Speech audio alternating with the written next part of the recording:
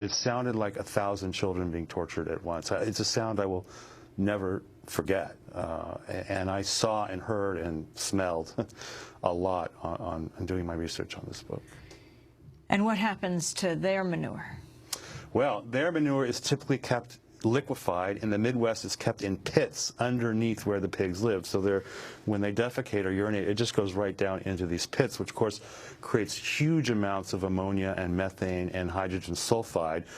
If those fans were ever to break down, those pigs would die within minutes. That's how bad it is. That then gets flushed out into these giant waste lagoons, and then it's sprayed onto fields.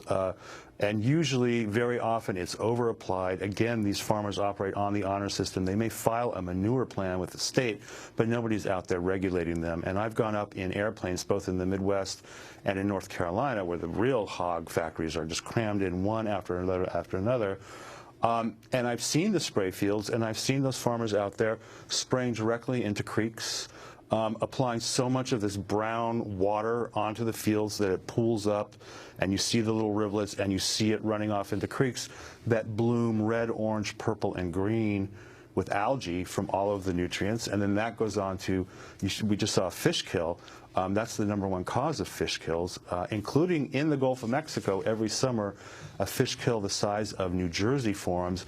That's from agricultural runoff coming down the Mississippi River. Wait, say that again. A fish kill the size of New Jersey forums where? In the Gulf of Mexico, right off the coast of Louisiana every summer.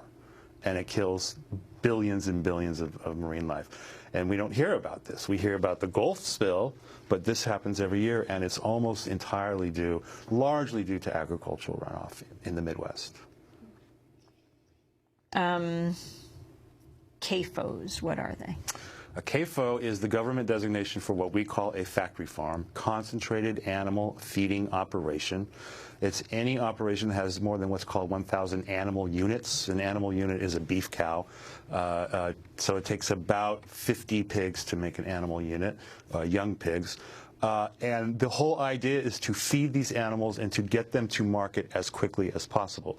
Nothing wrong with the farmer wanting to get their animals to market quickly, but it's the method by which we do it. It's the mechanization, it's the feed additives, it's the antibiotic use, which we haven't talked about.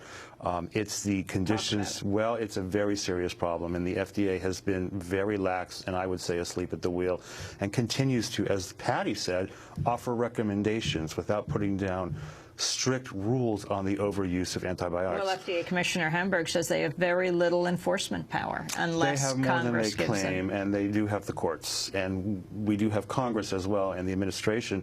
Barack Obama campaigned on a bill called PAMTA to ban the use of non-therapeutic antibiotics in agriculture. They give them these drugs for the same reason as arsenic. It makes the animals grow faster, and it prevents disease. It's used as a prophylaxis against disease, but it's sub-therapeutic level, so it allows the microbes to mutate and get around these drugs and become resistant. That's why we see MRSA emerging. 3% of U.S. pork sampled had fresh pork had MRSA. Explain what MRSA is. MRSA is a drug-resistant form of staph bacteria. It can be extremely dangerous, and it kills, like I said, more people than AIDS in this country.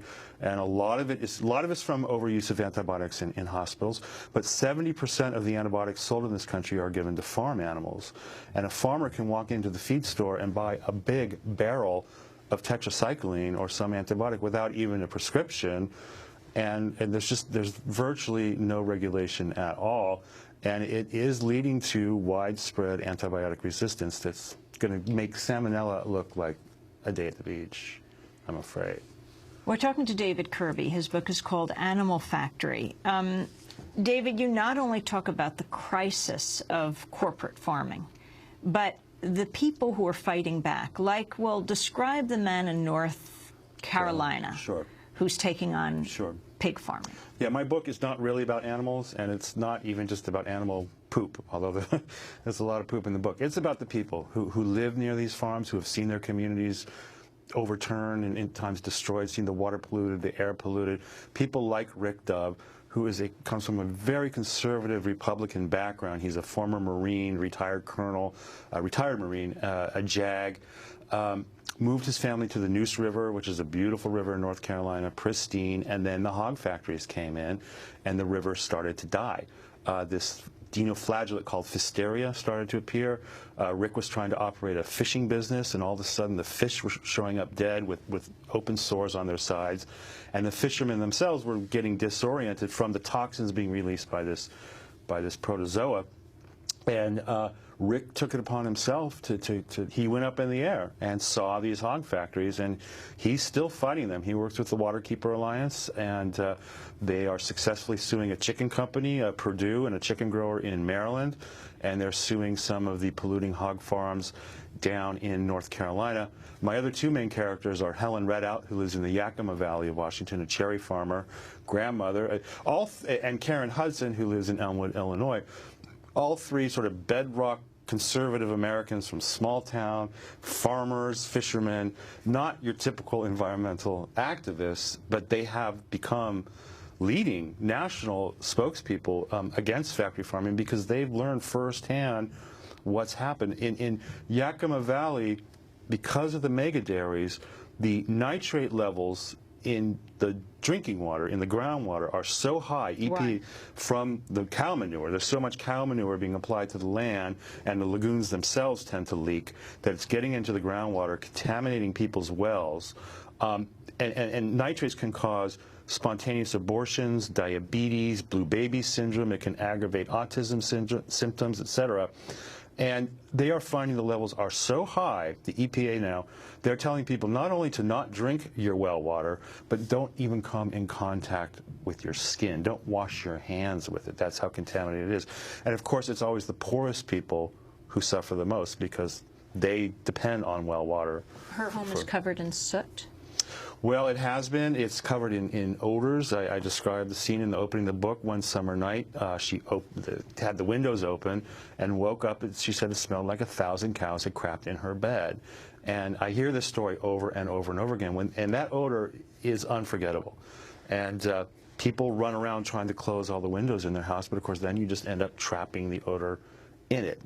And the odor was the #1 problem everywhere I went, and it smells terrible, and it's completely unpredictable. You have these clouds of hydrogen sulfide and methane and ammonia sort of blowing around, and if it blows in your direction, you may be outside on a summer day with your laundry, having a lunch outside, and you have to literally pick everything up and run inside.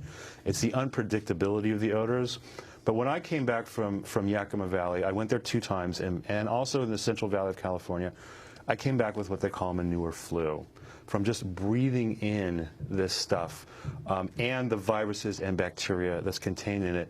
You get a mild fever, achy, chills, and it's really... How consolidated is the farm industry in this country? Highly consolidated. I would say chickens were the first to become consolidated, and virtually every chicken you buy in the store comes from a factory farm. Now we have the egg industry. In the 80s and 90s, the hog industry became consolidated. Dairy industry has now largely become consolidated with big exceptions. There's still pasture-fed dairies, particularly in Wisconsin and Vermont. The beef industry is the least consolidated. Most beef growers are still independent operators who raise their cattle out on range, on pasture, but then for the last 2 or 3 months of their lives, those cattle are sent to feedlots, which are essentially factory farms. And now we have this latest news. Zemco Industries in Buffalo, New York, has recalled approximately 380,000 pounds of deli meat that may be contaminated with bacteria that can cause a potentially fatal disease. The products were distributed to Walmarts nationwide. The meats may be contaminated with Listeria monocytogenes, which was discovered in a retail sample that was collected by inspectors in Georgia. Yeah, that to me sounds more like a problem of processing than production, but processing is such a big key part of this story. I mentioned if we reduce antibiotic use in these factory farms, if we reduce the amount of subsidies they were getting, it would level the playing field between the big operators and the small operators. It's the processing plants that are the final blockade. We have so few of them now that it's harder for independent producers to get their products to market. But the other problem is because we have so few processing plants and they're so huge that when you have a contamination issue like this, then all of a sudden hundreds of thousands of tons of food is contaminated. Finally, farmers markets, community farms, family farms, do they stand a chance now? Describe the movement.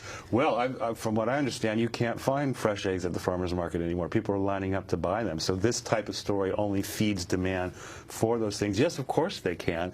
And if we allow those operators, again, if we share some of these tax subsidies with them, if we ban antibiotics, if we create more processing plants so smaller producers can get into the market and get their product to market, that will level the playing field. That means we can bring prices of the smaller produced items down. It may mean that the cheap stuff comes up a little bit and it levels the playing field. So there's great hope for independent producers. David Kirby, I want to thank you for being with us. Animal Factory is his book, The Looming Threat of Industrial Pig Dairy and Poultry Farms on Humans and the Environment. When we come back, we'll look at the global picture of corporate versus community farms, and then we're going to look at this precedent-setting federal court decision that bans federal funding for embryonic stem cell research. Stay with us.